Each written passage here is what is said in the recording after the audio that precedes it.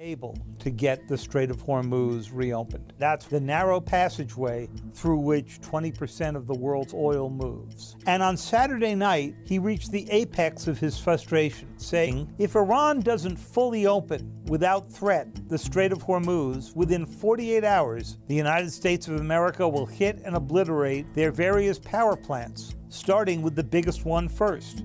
That statement put the president a bit in a box. If he hit those power plants he talked about, he would almost certainly be in violation of the Geneva Conventions. Moreover, the Iranian reaction would probably be against similar infrastructure throughout the Gulf, thus further inflaming the war. He needed a way out.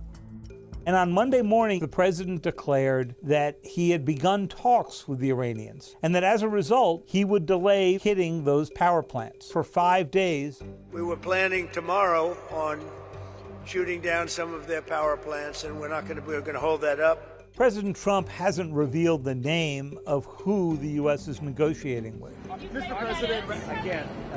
But our reporting indicates that Steve Witkoff, the president's special envoy, and Jared Kushner, his son-in-law, were back in contact with Abbas Araghchi, Iran's foreign minister. It was the three of them that held diplomatic talks in Geneva before the war broke out on February 28th, and those talks obviously failed.